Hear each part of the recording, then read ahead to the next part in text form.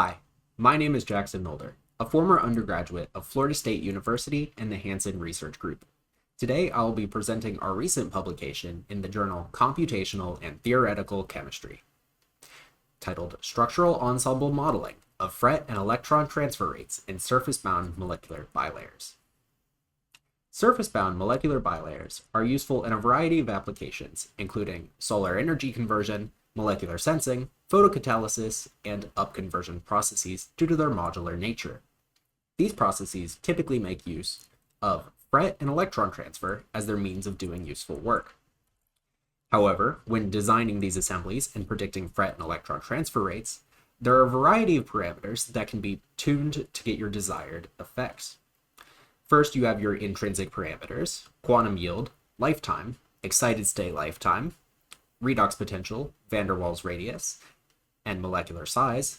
Then you have your environmental parameters: temperature, refractive index, and dielectric constant. Then you have your pair-specific parameters: your spectral overlap, your electronic coupling, your attenuation coefficient, and the size of whatever links your two chromophores together.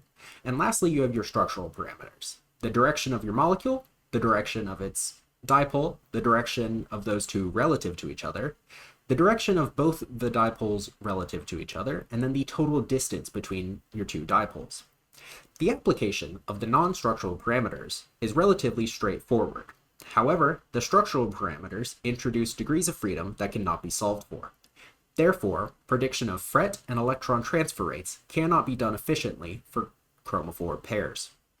This problem prompted the creation of the software and GUI we present here, which takes all of the parameters previously mentioned and averages over all relevant conformers. After calculating these rates, the software outputs the graphs shown here, which correspond to the fret rates, electron transfer rates, the overlay of the fret and electron transfer rates, and then the difference of the fret and electron transfer rates, all of which are plotted against the angle between both dipoles and the angle of the top layer's dipole relative to surface normal.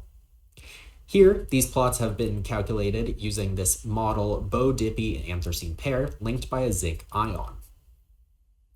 Additionally, we have included this visualizer, which allows you to click on the contour plot to show your molecules' orientations here in blue and their relative dipoles therein. These structures correspond to the structures calculated that produced the greatest fret and electron transfer rates, respectively, for a given angle set. To demonstrate the prototyping capabilities of our software, we've recalculated electron and fret rates for zinc, cadmium, and praseodymium linkers to see how affecting the linker radius can change the overall fret and electron transfer rates. As you might expect, a relatively small change in linker radius results in a relatively small change in rates. Here we see roughly a 20% decrease in both fret and electron transfer rates. Beyond metal ion links, our software can also handle covalently linked molecules.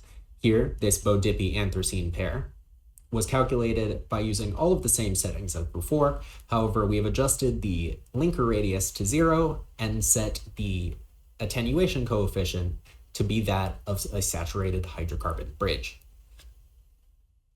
This showed us that by changing the linker, we were able to increase the rate of fret relative to electron transfer, making fret the dominant mode of energy transfer of these molecules in the excited state. Additionally, our software allows for the easy swap out of solvents by having a drop-down box with a list of common solvents and the option to include your own if you so desire.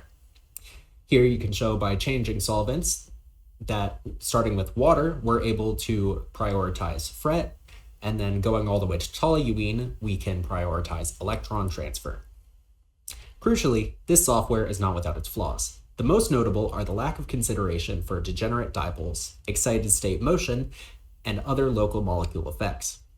For molecules such as porphyrins with degenerate dipoles, our software only considers a single dipole at a time, and therefore would need to be recalculated with a second dipole and then have its data combined to get a full picture. We also do not consider the motion of molecules in the excited state and only work with a single snapshot of a structure while excited. And then regarding adjacent molecules, we do not consider any sort of electron transfer or fret that could occur between the bilayer in question and any nearby molecules. However, as suggested by the Hansen group's other recent work, these effects are overall negligible. In conclusion, the major takeaways from this work are that 1, we have presented a user-friendly open source software for modeling fret and electron transfer in bilayers. 2, this software enables rapid prototyping of bilayers, giving a variety of conditions with some demonstrated use cases. And 3, that we have provided a way of analyzing the structures that are most impactful to fret and electron transfer rates. If you'd like to check out this software or read more, links to our GitHub and publication can be found in the description. I would like to thank FSU and the NSF for supporting this work, as well as my lab mates in the Hansen lab, Dr. Hansen, and my graduate mentor, Gracie McLeod.